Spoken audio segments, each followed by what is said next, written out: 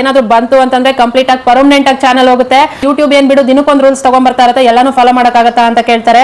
ಒಂದಷ್ಟು ವರ್ಷ ಅದ್ರಲ್ಲಿ ದುಡಿಬೇಕು ಅನ್ನೋದಾದ್ರೆ ಎಲ್ಲಾ ರೂಲ್ಸ್ ಗಳನ್ನು ಫಾಲೋ ಮಾಡ್ಲೇಬೇಕಾಗತ್ತೆ. ನೋಡಿದ್ವಿ ಅವ್ರ ವಿಡಿಯೋಸ್ ಗಳನ್ನ ನಾನು ನೋಡ್ತಾ ಇದ್ದೆ, ಆದ್ರೆ ಅವ್ರ ಚಾನಲ್ ಹೋಗಿದೆ. ಇವಾಗ ಚಾನಲ್ ಸಣ್ಣ ಯೂಟ್ಯೂಬರ್ ನಾವು ತಗ್ಗಿ ಬಗ್ಗಿನೇ ನಡಿಬೇಕಾಗತ್ತೆ. ಯಾರೋ ಏನೋ ಮಾಡ್ತಿದ್ದಾರೆ, ಫಸ್ಟ್ ಇನ್ನೊಬ್ರನ್ನ ನೋಡೋದನ್ನ ಫಸ್ಟ್ ಬಿಡಿ. ಪರ್ಸನಲ್ ಡೀಟೇಲ್ಸ್ ಗಳನ್ನ ತಗೊಂಡ್ಬಂದು ವಿಡಿಯೋದಲ್ಲಿ ತೋರಿಸ್ಬಿಟ್ಟು ಬೈಕೊಂಡು, ಅಂದ್ರೆ ಇವಾಗಂತೂ IPL ಬರ್ತಾ ಇದೆ, ಇವಾಗ ಇನ್ನೂ ಹುಷಾರಾಗಿರಿ.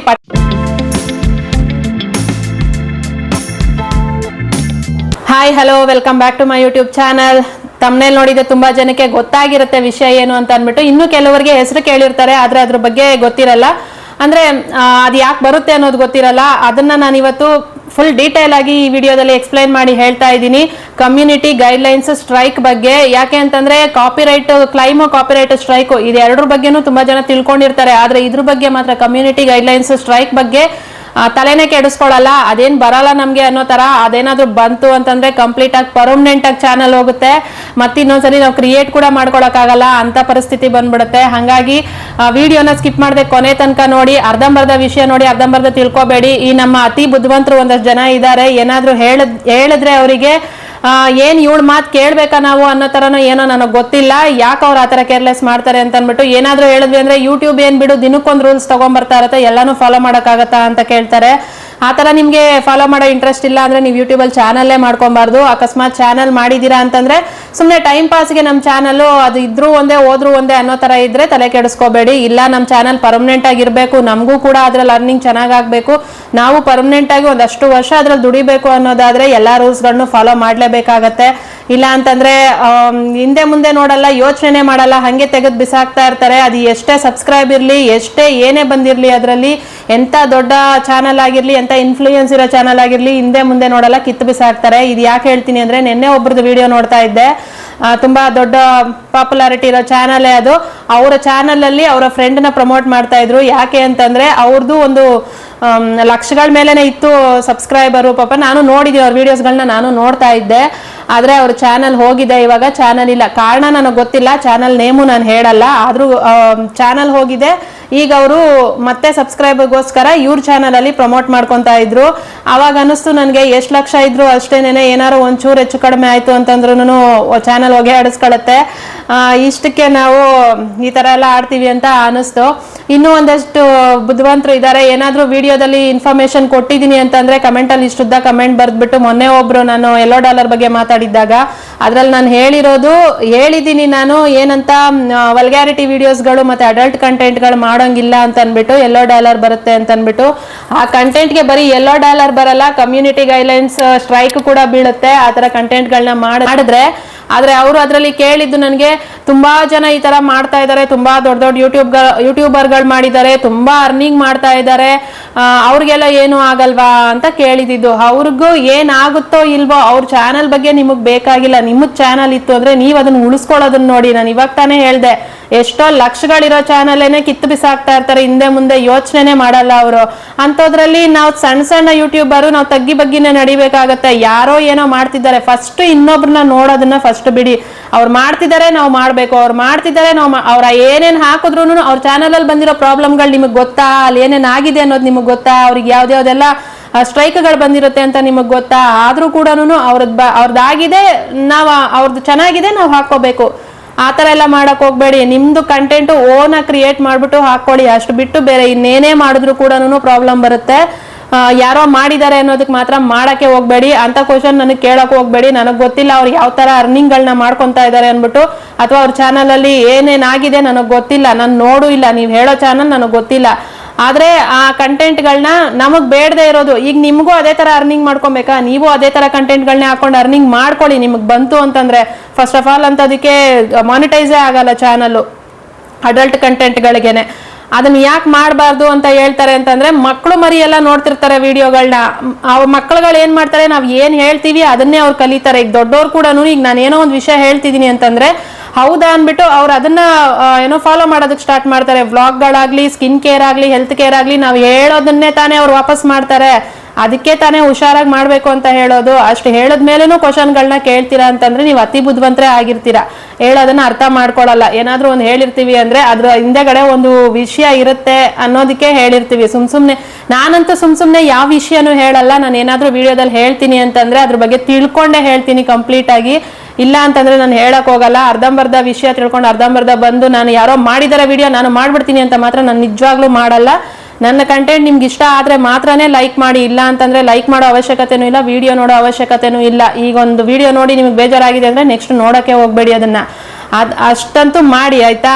ಆ ಥರ ಕಮೆಂಟ್ಗಳನ್ನ ಹತ್ರ ಇಷ್ಟಿಷ್ಟುದ್ದ ಬರಿಬೇಡಿ. ಅದ್ರಲ್ಲಿ ನಾನು ರಿಪ್ಲೈ ಮಾಡಿ ಹೇಳಿದ್ದೀನಿ ಅವ್ರಿಗೆ. ಆದರೂ ಕೂಡ ಮತ್ತೆ ಅದೇ ಕಮೆಂಟ್ ಹಾಕಿದ್ರೆ ನನಗೆ ಇರಿಟೇಟ್ ಆಯಿತು. ಸರಿ ನೀವು ಹಂಗೆ ಮಾಡ್ಕೊಳ್ಳಿ ಅಂತ ಹೇಳ್ಬಿಟ್ಟು ನಾನು ಸುಮ್ಮನಾದೆ. ನಾನು ಜಾಸ್ತಿ ಏನು ಮಾತಾಡಕ್ಕೆ ಹೋಗ್ಲಿಲ್ಲ. ಇನ್ನು ಕಮ್ಯುನಿಟಿ ಸ್ಟ್ರೈಕ್ ಯಾಕೆ ಬರುತ್ತೆ ಅಂತ ಹೇಳ್ಬಿಡ್ತೀನಿ. ಕಮ್ಯುನಿಟಿ ಸ್ಟ್ರೈಕ್ನ ನಮಗೆ ಒಂದು ಅವಾಗಲೇ ಹೇಳ್ದಂಗೆ $1 ಯಾವ್ದಾವುದಕ್ಕೆಲ್ಲ ಬೀಳುತ್ತೆ ಅಂತ ನಾನು ಹೇಳಿದ್ದೆ ಅಲ್ಲ ವಿಷಯ, ಅದು ಎಲ್ಲದಕ್ಕೂ ಕಮ್ಯುನಿಟಿ ಸ್ಟ್ರೈಕ್ ಕೂಡ ಬರುತ್ತೆ.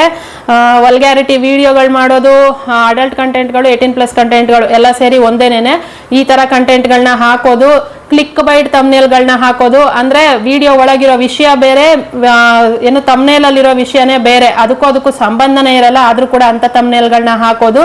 ಕ್ಲಿಕ್ ಬೈಟ್ ತಮ್ನೇಲ್ಗಳನ್ನ ಹಾಕಬಾರ್ದು. ಆದಷ್ಟು ಕ್ಲಿಕ್ ಬೈಟ್ ತಮ್ನೇಲ್ಗಳನ್ನ ಹಾಕಬೇಡಿ. ವಿಡಿಯೋ ರಿಲೇಟೆಡ್ ತಮ್ನೇಲ್ಗಳನ್ನ ಹಾಕಿ. ಸುಮ್ಮನೆ ಶಾಕಿಂಗ್ ಹುಡ್ಸೋದಕ್ಕೆ ಅಂತ ಶಾಕಿಂಗ್ ಹುಡ್ಸೋದು ಅಥವಾ ಕ್ಲಿಕ್ ಮಾಡಿ ನೋಡ್ಲಿ ಅನ್ನೋದಕ್ಕೋಸ್ಕರ ಕ್ಲಿಕ್ ಬೈಟ್ ತಮ್ನೇಲ್ಗಳನ್ನ ಹಾಕಬೇಡಿ. ಜಾಸ್ತಿ ಆ ಥರ ಹಾಕಕ್ಕೆ ಹೋಗ್ಬಾರ್ದು ಕ್ಲಿಕ್ ಬೈಟ್ ತಮ್ನೇಲ್ಗಳನ್ನ. ಕಮ್ಯುನಿಟಿ ಸ್ಟ್ರೈಕ್ ಬೀಳುತ್ತೆ.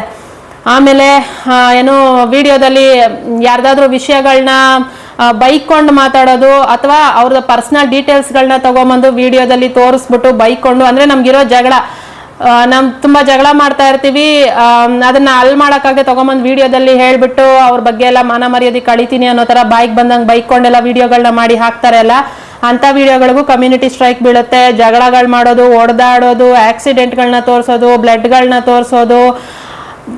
ಇನ್ನೊಂದು ಏನು, ಈ ಹಬ್ಬದ ಟೈಮಲ್ಲಿ, ದೀಪಾವಳಿ ಟೈಮಲ್ಲಿ ಇವಾಗಂತೂ IPL ಬರ್ತಾ ಇದೆ. ಇವಾಗ ಇನ್ನೂ ಹುಷಾರಾಗಿರಿ. ಪಟಾಕಿಗಳನ್ನ ಹಚ್ಚೋವಾಗ ಪಟಾಕಿಗಳು ಹಚ್ಚಬಾರ್ದು ಅಂತಲ್ಲ, ಅದನ್ನ ಎಕ್ಸ್ಪೆರಿಮೆಂಟ್ ಮಾಡಕ್ ಹೋಗ್ತಾರೆ ಅಲ್ಲ, ಬಾಂಬ್ಗಳ ತರ ಸಿಡಿಸೋದಕ್ಕೆ. ಆ ತರ ಎಲ್ಲ ಎಕ್ಸ್ಪೆರಿಮೆಂಟ್ಗಳೇನಾದ್ರು ಮಾಡ್ಬಿಟ್ಟು ವಿಡಿಯೋಗಳನ್ನ ಮಾಡ್ತೀವಿ ಅಂದ್ರೆ ಅಂಥದನ್ನೆಲ್ಲ ಹಾಕಕ್ಕೆ ಹೋಗ್ಬೇಡಿ. ಕಮ್ಯುನಿಟಿ ಸ್ಟ್ರೈಕ್ ಬೀಳುತ್ತೆ ಅದಕ್ಕೂ ಕೂಡ. ಅವೆಲ್ಲನೂ ಮಕ್ಕಳು ನೋಡ್ತಾ ಇರ್ತಾರೆ, ಹಾಗಾಗಿ ಅಂಥವನ್ನೆಲ್ಲ ಹಾಕಂಗಿಲ್ಲ ನಾವು. ಬಾಂಬ್ಗಳು ಸಿಡಿಸೋ ಅಂಥದ್ದು ಅಥವಾ ಎಕ್ಸ್ಪೆರಿಮೆಂಟ್ ಮಾಡಿ ನಾವೇ ಏನಾದರೂ ಮಾಡಿ ಅದನ್ನ ಸಿಡಿಸೋ ಕೆಲಸ ಮಾಡ್ತೀವಿ ಅಲ್ಲ, ಆ ಥರ ಮಾಡೋದು. ಆಮೇಲೆ ಹೇಳ್ದಂಗೆ ಹೊಡೆದಾಡೋದು, ಬಡ್ದಾಡೋದು, ಜಗಳಗಳಾಡೋದು, ಬೈದಾಡ್ಕೊಳ್ಳೋದು ಇವೆಲ್ಲನೂ ಹಾಕಂಗಿಲ್ಲ ವಿಡಿಯೋದಲ್ಲಿ. ಇನ್ನೊಂದು ವಿಷಯ, ಮಕ್ಕಳನ್ನ ತೋರ್ಸೋವಾಗ ತುಂಬಾ ಹುಷಾರಾಗಿರಿ. ಮಕ್ಕಳನ್ನ ತೋರ್ಸೋದು ಸುಮ್ಮನೆ ವಿಡಿಯೋದಲ್ಲಿ ವಿಷಯನೇ ಇಲ್ಲದೆ ಮಕ್ಕಳನ್ನ ತಗೊಂಬಂದು ವಿಡಿಯೋದಲ್ಲಿ ಇಟ್ಕೊಂಬೇಡಿ, ವಿಡಿಯೋದಲ್ಲಿ ತೋರಿಸ್ಬೇಡಿ. ಮಕ್ಕಳುಗಳನ್ನ ತೋರ್ಸೋವಾಗ್ಲೂ ಕೂಡ ತುಂಬಾ ಕೇರ್ಫುಲ್ ಆಗಿ ತೋರಿಸ್ಬೇಕು. ಅಲ್ಲಿ ಮಕ್ಕಳೇ ಅಂದ್ರೆ ಬೇಕಾಗಿರಲ್ಲ, ಆ ಸಿಚುಯೇಷನ್ಗೆ ಮಕ್ಕಳು ಬೇಕಾಗಿರಲ್ಲ, ಆದ್ರೂ ಕೂಡ ಮಕ್ಕಳನ್ನ ತಗೊಂಬಂದು ತೋರಿಸೋದು ಹಂಗೆ ಮಾಡಬೇಡಿ. ಸಿಚುಯೇಷನ್ ಅಲ್ಲಿ ಬೇಕು ಇದೆ ಅಂದ್ರೆ ಮಾತ್ರನೇ ಆ ಮಕ್ಕಳನ್ನ ತೋರಿಸ್ಬೇಕು. ತೋರಿಸ್ದಾಗ್ಲೂ ಕೂಡ ಮೇಡ್ ಫಾರ್ ಕಿಡ್ಸ್ ಅಂತ ಬರುತ್ತೆ ಅಲ್ಲ, ಅದನ್ನ ಕೊಡ್ಬೇಕಾಗತ್ತೆ. ಇಲ್ದೆ ಹಂಗೇನೆ ನಾವು ಮಾಡ್ತೀವಿ, ಹಂಗೆ ಹಾಕ್ತಿವಿ. ನೀವು ಹಂಗೆ ಹಾಕಿದ್ರು ಮ್ಯಾನ್ಯಲಿ ಅದು ತಗೊಂಡ್ಬಿಡುತ್ತೆ ಆಟೋಮೆಟಿಕ್. ಇಲ್ಲ ಅಂತಂದ್ರೆ ನಾವು ಕೊಡ್ಲೇಬೇಕಾಗತ್ತೆ. ಇಲ್ಲ ಅಂದ್ರೆ ಅವಾಗೂ ಕೂಡ ಪ್ರಾಬ್ಲಮ್ ಆಗತ್ತೆ. ಮಕ್ಕಳುಗಳನ್ನ ಹೊಡಿಯೋದು, ಬಡಿಯೋದು, ಅವ್ರ ಕೈಯಲ್ಲಿ ಕೆಲಸ ಮಾಡಿಸೋದು, ಆಮೇಲೆ ಮಕ್ಕಳ ಮೈ ಮೇಲೆ ಬಟ್ಟೆ ಇಲ್ಲದೆ ತೋರಿಸೋದು, ಇವ್ಯಾವುದನ್ನು ಮಾಡಬೇಡಿ. ತುಂಬಾ ಜನ ಮಾಡ್ತಾರೆ, ನಾನು ನೋಡಿದೀನಿ ವಿಡಿಯೋಗಳನ್ನ, ಹಂಗಾಗಿ ಹೇಳ್ತಾ ಇದೀನಿ. ಅಂತದನ್ನೆಲ್ಲ ಮಾಡಕ್ ಹೋಗ್ಬೇಡಿ. ಅವೆಲ್ಲ ಮಕ್ಕಳನ್ನ ತೋರ್ಸೋವಾಗ್ಲೇ ತುಂಬಾ ಹುಷಾರಾಗಿ ತೋರಿಸಿದ್ರೆ ತುಂಬಾನೇ ಒಳ್ಳೇದು. ಯಾಕೆ ಅಂದ್ರೆ ಹೇಳ್ದಂಗೆ ಮಕ್ಕಳುಗಳು ಅಂದ್ರೆ ತುಂಬಾ ಜನ ಮಕ್ಕಳುಗಳ ವಿಡಿಯೋಗಳನ್ನ ನೋಡ್ತಿರ್ತಾರೆ ಅಲ್ಲ, ಮಕ್ಕಳೇ ವಿಡಿಯೋಗಳನ್ನ ನೋಡ್ತಿರ್ತಾರೆ ಈಗಂತೂ ಎಲ್ಲಾರು. ಇವ್ರನ್ನ ನೋಡಿ ಅವ್ರು ಕಲಿಯೋ ತರ, ಇನ್ಫ್ಲೂಯೆನ್ಸ್ ಮಾಡೋ ತರ. ನಾವ್ ಏನೇ ಒಂದ್ ಕೆಲಸ ಈಗ ನಾವ್ ಯೂಟ್ಯೂಬ್ ಅಲ್ಲಿ ತೋರಿಸ್ತಾ ಇದೀವಿ ಅಂದ್ರೆ ನಮ್ಮನ್ನ ನೋಡಿ ಅವ್ರು ಇನ್ಫ್ಲೂಯೆನ್ಸ್ ಆಗ್ಬೇಕಲ್ಲ. ಆ ತರ ಮಾಡ್ತಾ ಇದೀವಿ ಅಂದಾಗ, ಅದು ಕೆಟ್ಟದಾಗಿ ಮಾಡ್ತಿದೀವಿ ಅಂದಾಗ, ಒಳ್ಳೆ ರೀತಿಯಲ್ಲಿ ಮಾಡಿದ್ದಕ್ಕೆ ಯಾವ್ದಕ್ಕೂ ಪ್ರಾಬ್ಲಮ್ ಬರಲ್ಲ. ಕೆಟ್ಟ ರೀತಿಯಲ್ಲಿ ಮಾಡ್ತೀವಿ ಅಲ್ಲ ಇನ್ಫ್ಲೂಯೆನ್ಸ್ನ, ಆ ತರ ಮಾಡಿದಾಗ ಕಮ್ಯುನಿಟಿ ಸ್ಟ್ರೈಕ್ ಬೀಳುತ್ತೆ. ಒಂದೇ ಸತಿಗೆ ಬೀಳುತ್ತಾ? ಒಂದೇ ಸತಿಗೆ ಬೀಳಲ್ಲ. ಫಸ್ಟ್ ಟೈಮ್ ನಮ್ಗೆ ಒಂದು ವಾರ್ನಿಂಗ್ ಕಳಿಸ್ತಾರೆ. ವಾರ್ನಿಂಗ್ ಕಳಿಸಿದ್ಮೇಲೆ ಒಂದು ವಾರ ಏನೋ ನಾವು ವಿಡಿಯೋಸು ಅವೆಲ್ಲ ಏನು ಹಾಕಂಗಿಲ್ಲ, ಲೈವ್ ಮಾಡಂಗಿಲ್ಲ, ಶಾರ್ಟ್ಸ್ ಹಾಕಂಗಿಲ್ಲ, ಪೋಸ್ಟ್ ಮಾಡಂಗಿಲ್ಲ, ಏನು ಮಾಡಂಗಿಲ್ಲ. ಆ ಥರ ವಾರ್ನಿಂಗ್ ಒಂದು ಕಳಿಸ್ತಾರೆ. ಅದಾದ್ಮೇಲೆ ಸ್ಟ್ರೈಕ್ ಬರುತ್ತೆ. ಅದಾದ್ಮೇಲೂ ನಾವು ಅದೇ ಥರ ಏನಾದರೂ ಮಾಡ್ತಾ ಇದೀವಿ ಅಂದರೆ 90 ದಿನದಲ್ಲಿ 90 ಡೇಸಲ್ಲಿ ಏನಾದರೂ 3 ಸ್ಟ್ರೈಕ್ ಬಿತ್ತು ಅಂತಂದರೆ ಪರ್ಮನೆಂಟ್ ಆಗಿ ಕ್ಲೋಸ್ ಆಗುತ್ತೆ. ಇನ್ನೊಂದು ಚಾನಲ್ ಕೂಡ ಕ್ರಿಯೇಟ್ ಮಾಡ್ಕೊಳ್ಳೋ ಆಪ್ಷನ್ ಕೂಡ ಇರಲ್ಲ ನಿಮಗೆ. ಇನ್ನೊಂದು ಚಾನಲ್ ಕ್ರಿಯೇಟ್ ಮಾಡೋ ಕೂಡ ಆಗಲ್ಲ. ಕಮ್ಯುನಿಟಿ ಸ್ಟ್ರೈಕ್ ಏನಾದರೂ ಬಿದ್ದು ಚಾನಲ್ ಹೋಗಿದೆ ಅಂತಂದ್ರೆ ಆ ಥರ ಆಗ್ಬಿಡುತ್ತೆ. ಕಾಪಿರೈಟ್ ಸ್ಟ್ರೈಕ್ ಬಿದ್ದು ಹೋಗಿದ್ರೆ ಇನ್ನೊಂದು ಚಾನಲ್ ಕ್ರಿಯೇಟ್ ಮಾಡ್ಕೊಬೋದು. ಆದರೆ ಕಮ್ಯುನಿಟಿ ಸ್ಟ್ರೈಕ್ ಬಿದ್ದು ಹೋಗಿದ್ರೆ ಇನ್ನೊಂದು ಚಾನಲ್ ಕ್ರಿಯೇಟ್ ಮಾಡೋಕ್ಕಾಗಲ್ಲ. ಹುಷಾರಾಗಿ ನೋಡಿಕೊಂಡು ಮಾಡಿ. ಏನೇ ಮಾಡ್ಬೇಕಂದ್ರೂ ಅಷ್ಟೇ ಹುಷಾರಾಗಿ ಮಾಡಿ. ಏನೋ ಮಾಡ್ತೀವಿ ನಾವು, ಎಲ್ಲರೂ ಮಾಡ್ತಾರೆ ನಾನು ಮಾಡ್ತೀನಿ ಅನ್ನೋ ಥರ ಮಾಡಕ್ಕೆ ಹೋಗ್ಬೇಡಿ. ಎಲ್ಲನೂ ಒಂಚೂರು ತಿಳ್ಕೊಂಡು ಮಾಡ್ಕೊಳ್ಳಿ. ಯಾರಾದರೂ ಏನಾದರೂ ಹೇಳ್ತಾರೆ ಅಂದರೆ ಅಟ್ಲೀಸ್ಟ್ ಕಿವಿ ಕೊಟ್ಟು ಕೇಳಿಸ್ಕೊಂಡು ಸರಿನಾ ತಪ್ಪ ತಿಳ್ಕೊಂಡು ಆಮೇಲೆ ಅವರು ಹೇಳಿದ್ದನ್ನು ಇದು ಮಾಡಿ. ಅದು ಬಿಟ್ಬಿಟ್ಟು ಇವ್ರ ಮಾತು ಯಾಕೆ ಕೇಳಬೇಕು ಅನ್ನೋ ಥರ ಅತಿ ಬುದ್ಧಿವಂತಿಕೆ ತೋರ್ಸಕ್ಕೆ ಹೋಗ್ಬೇಡಿ. ಆ ಥರ ತೋರಿಸಿದ್ರೆ ಹೇಳ್ದಂಗೆ ಏನೂ ಇರಲ್ಲ. ಕೊನೆಗೆ ನಿಮಗೆ ಕಷ್ಟಪಟ್ಟು ಮಾಡ್ಕೊಂಡಿದ್ದು ಎಲ್ಲ ಹೋದಾಗ ಗೊತ್ತಾಗುತ್ತೆ ಆ ನೋವು ಏನು ಅಂತ ಅಂದ್ಬಿಟ್ಟು. ನನಗೆ ಮೊನ್ನೆ ಅವ್ರನ್ನ ಅವ್ರಂಥ ದೊಡ್ಡ ಯೂಟ್ಯೂಬರ್ ಅಷ್ಟೆಲ್ಲ ಸಬ್ಸ್ಕ್ರೈಬ್ ಇದ್ದು ಕೂಡ ಈಗ ಒಂದೊಂದು ಸಬ್ಸ್ಕ್ರೈಬ್ಗೂ ಅಲ್ಲಿ ಪ್ರಮೋಟ್ ಮಾಡಿ ಕೇಳ್ಕೊತಿರ್ತಾರೆ ಅಂದಾಗ ಅದೊಂಥರ ಬೇಜಾರು ಅನ್ಸುತ್ತೆ. ಅಂಥ ಪರಿಸ್ಥಿತಿಗೆ ಬಂದಾಗ ಅಂಥ ಪರಿಸ್ಥಿತಿನ ತರಿಸ್ಕೊಬೇಡಿ ಯಾರು ಕೂಡ. ಆದಷ್ಟು ನಮ್ಮ ಓನ್ ಕಂಟೆಂಟು, ಬರೀ ನಮ್ಮ ಓನ್ ಕಂಟೆಂಟ್ ಮಾತ್ರ ಹಾಕೊಬೇಕು. ಓನ್ ಕಂಟೆಂಟು ಅಂತ ಅಂದ್ಬಿಟ್ಟು ಕೂಡ ನಮ್ಮ ಫೋನಲ್ಲೇ ಶೂಟ್ ಮಾಡ್ಕೊಂಡಿದ್ದು ಅಂತ ಅಂದ್ಬಿಟ್ಟು ಯಾವುದೋ ಮೂವೀಸ್ನ ಸೀರಿಯಲ್ಸ್ನ ಈ IPL ಬರ್ತಿದೆ IPLಗಳನ್ನ ಶೂಟ್ ಮಾಡಿಕೊಂಡು ಡೈರೆಕ್ಟು ಅಲ್ಲೇ ಹೋಗಿ ಏನೋ ಆಡ್ತಾ ಇರೋ ಜಾಗದಲ್ಲಿ ಶೂಟ್ ಮಾಡ್ಕೊಂಡು ಹಾಕೋದಾಗ್ಲಿ, ಅಥವಾ ಸುಮ್ಮನೆ ಕ್ಲಿಪ್ಪಿಂಗ್ ಹಾಕ್ತಾ ಇದೀವಿ ಅಂತ ಹಾಕೋದಾಗ್ಲಿ, ಅಥವಾ ಇನ್ಯಾರೋ ಹಾಕಿದ್ದಾರೆ ಅದನ್ನ ಡೌನ್ಲೋಡ್ ಮಾಡಿ ಹಾಕೋತೀವಿ ಅನ್ನೋದಾಗ್ಲಿ, ಹಾಗೆಲ್ಲ ಮಾಡಕ್ ಹೋಗ್ಬೇಡಿ.